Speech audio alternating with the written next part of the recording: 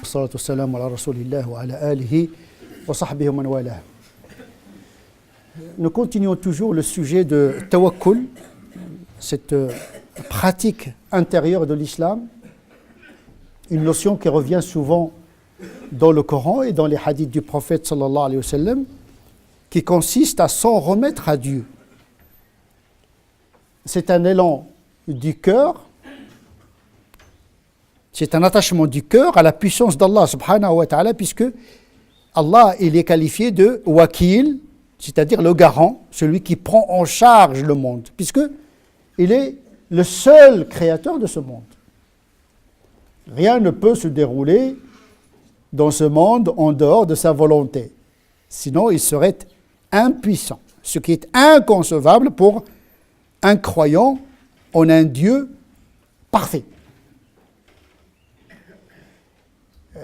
Ce que nous avons abordé la dernière fois, c'est la question de la responsabilité de l'homme vis-à-vis de ses choix. Nous sommes confrontés à des choix chaque seconde. À chaque seconde, nous devons faire des choix. Ce qui n'est pas le cas pour les particules élémentaires. Ils sont déterminés par des lois physiques. Ils n'ont pas à choisir. Les animaux également, leur nature, c'est leur code. Ils ne choisissent pas.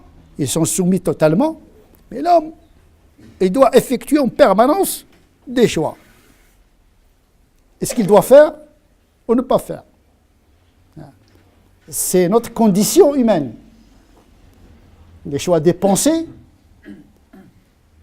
choisir entre les pensées la plus juste, entre la mauvaise et la bonne, choisir entre les actes, etc.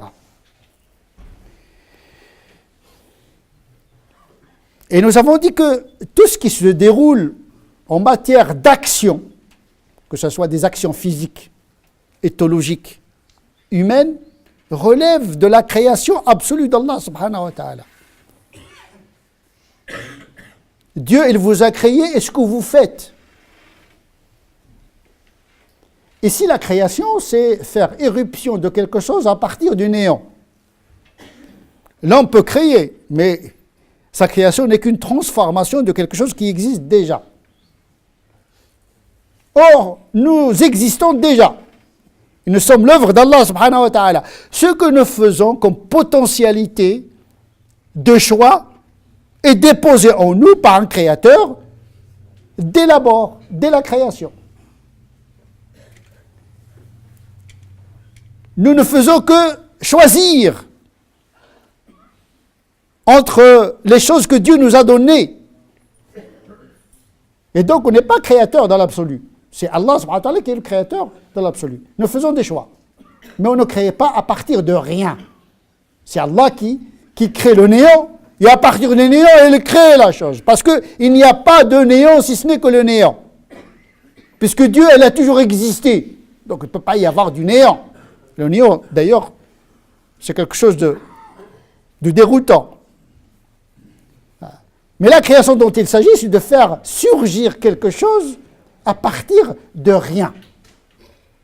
Ce pouvoir n'appartient qu'à Allah subhanahu wa ta'ala. C'est dans ce sens-là qu'il faudrait entendre le mot créateur de toute chose.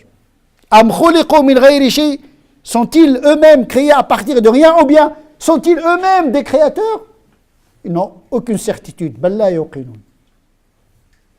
Et donc, à cet égard-là, le cœur ne peut que s'attacher à ce pouvoir absolu d'Allah subhanahu wa ta'ala dans l'ordre de la création.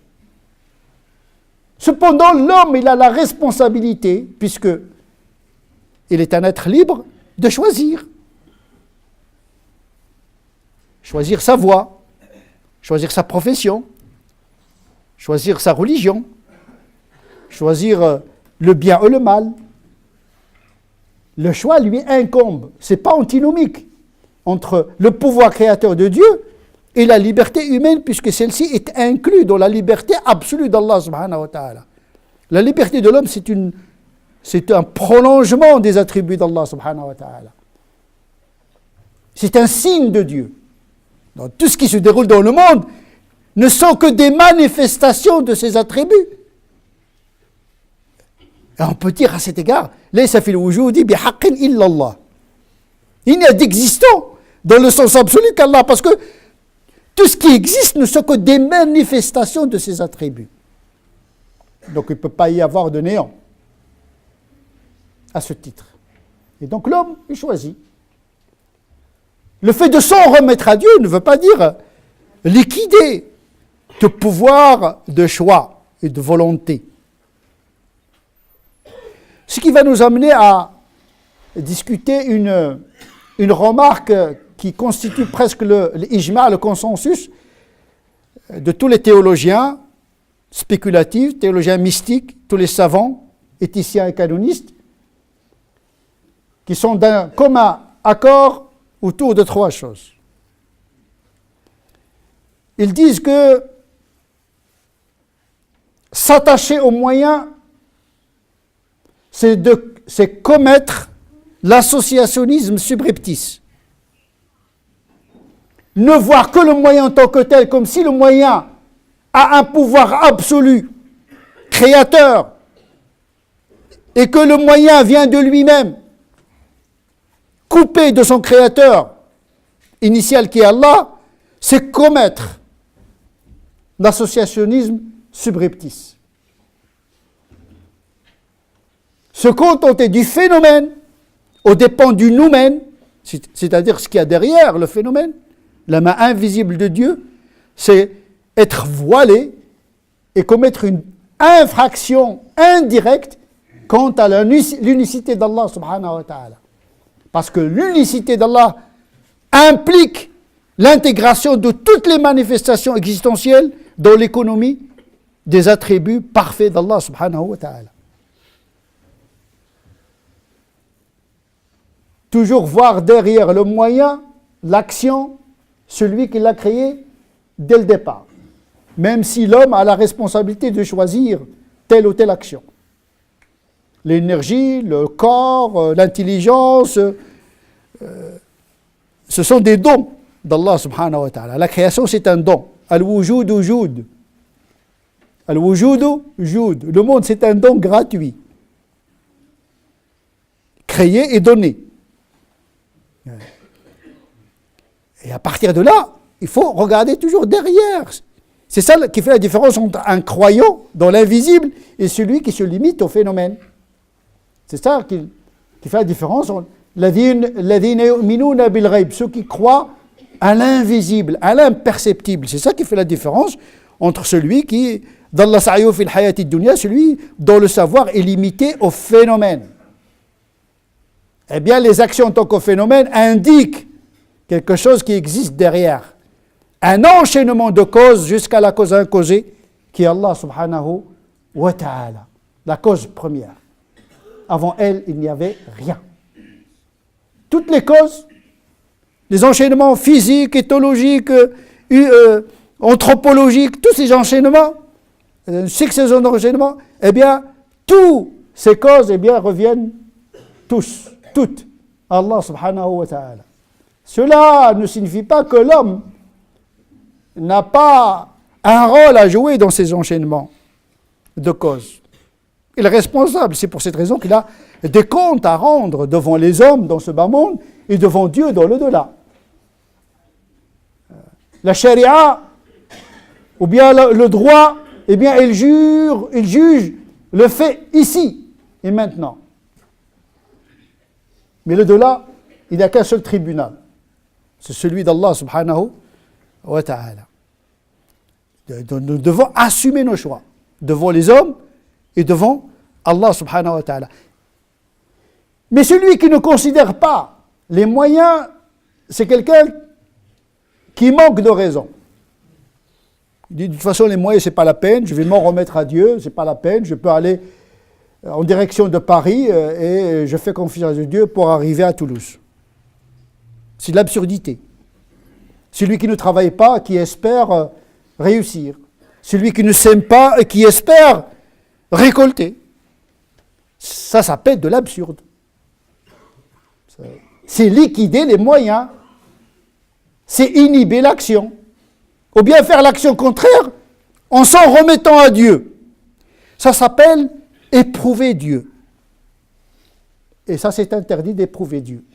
C'est comme quelqu'un qui se jette d'une falaise et qui dit « Oh, si Dieu, tu existes, eh bien, sauve-moi. » Ah, si tu m'aimes, tu dois me donner la réussite. Vous vous rendez compte, si chacun d'entre nous éprouve Dieu, ça va être une guerre mondiale chaque 2 secondes. Un qui veut la pluie, l'autre qui veut le beau soleil, un qui veut arriver à je ne sais pas, à New York, l'autre il veut que l'avion parte en Russie, ça va être le désordre. Heureusement qu'il y a un créateur qui ordonne le monde. Malgré le désordre causé par des choix injustes des hommes, malgré ce désordre, il y a toujours un ordre. Comme l'homéostasie. Ceux qui ont fait un peu de physiologie, qui régulent le sucre dans le sang. Vous mangez beaucoup de sucre, il y aura toujours une régulation. Malgré les guerres, malgré les injustices, le monde est tenu quand même, malgré tout, en équilibre. Parce qu'il est dans la main de celui qui l'a créé. Malgré le désordre de nos choix que nous opérons au quotidien. Et donc, ne pas considérer les moyens et les actions, c'est faire preuve d'un manque de discernement. Ne pas, ou bien négliger les actions, c'est négliger les commandements. Négliger les actions et les moyens, c'est négliger les commandements.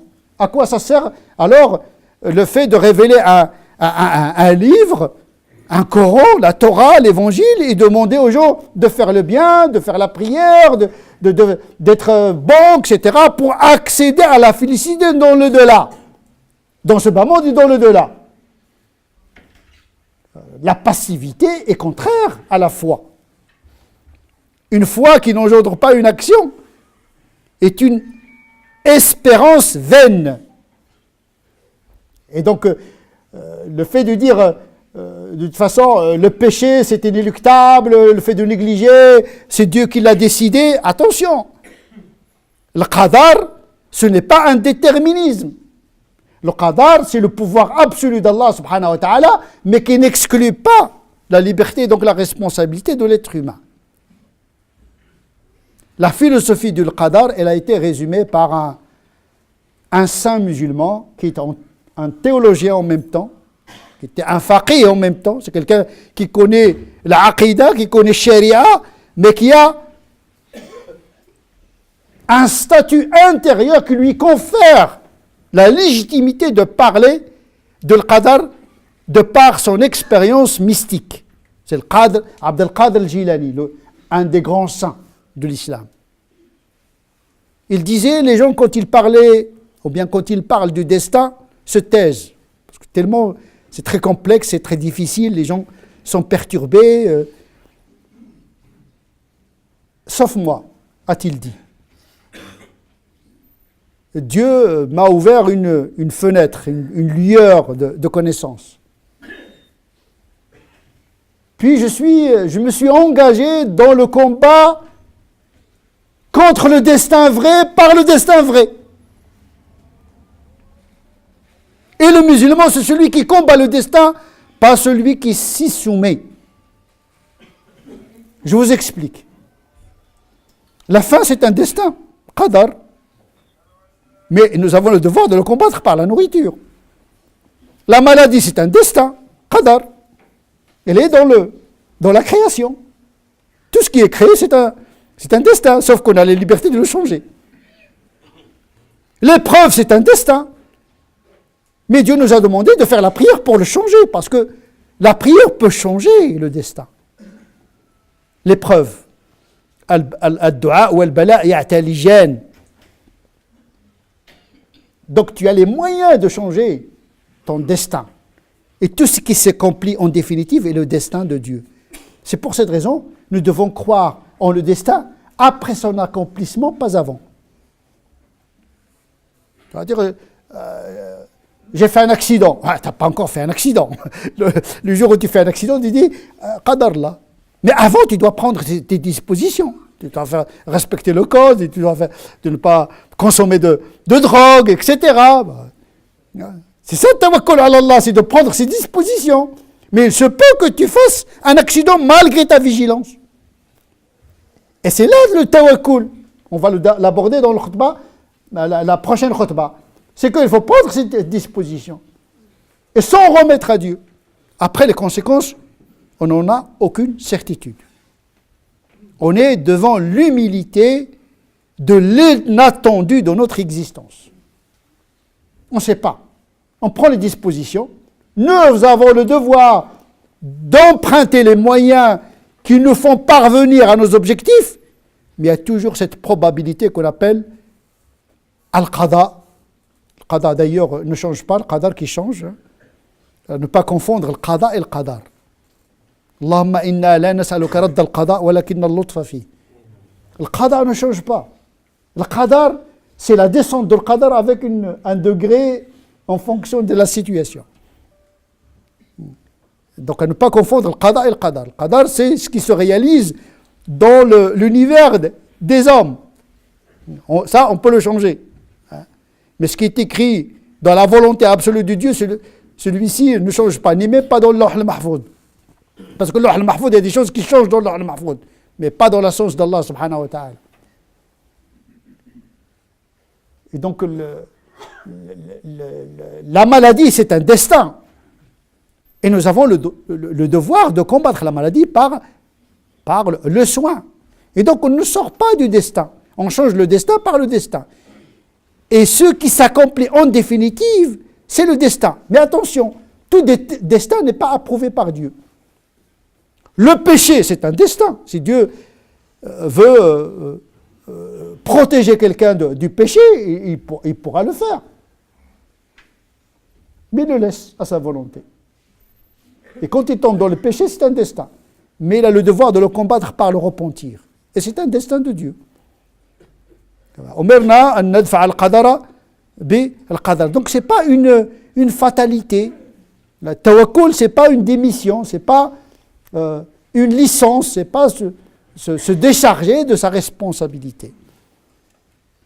Et donc le fait de ne pas emprunter les actions, de ne pas faire le bien, etc., c'est de liquider sharia, c'est-à-dire ce que Dieu nous demande est inutile. Il nous dit de faire ceci, mais on ne le fait pas, on fait confiance à lui. Non, mais nous devons nous prendre en charge. On va voir dans la prochaine khutbah, Inch'Allah, que le tawakkul, en tant que confiance en Dieu, eh bien, il s'accomplit après avoir pris ses dispositions, pas avant. نسأل الله عز وجل أن يجعلنا من الذين يستمعون القول فيتبعون أحسنه أولئك الذين هداهم الله وأولئك هم أولو الألباب اللهم اهدنا فيمن هديت وعافنا فيمن عافيت وتولنا فيمن توليت وبارك لنا فيما أعطيت وقنا واصرف عنا شر ما قضيت فإنك تقضي ولا يقضى عليك وأنه لا يذل من وليت ولا يعز من عاديت تباركت ربنا وتعاليت اللهم صل على سيدنا محمد وعلى آل سيدنا محمد كما صليت على سيدنا إبراهيم وعلى آل سيدنا إبراهيم وبارك على سيدنا محمد وعلى آل سيدنا محمد كما باركت على سيدنا إبراهيم وعلى آل سيدنا إبراهيم في العالمين إنك حميد مجيد سبحان ربك رب العزة عما يصفون وسلام على المرسلين والحمد لله رب العالمين.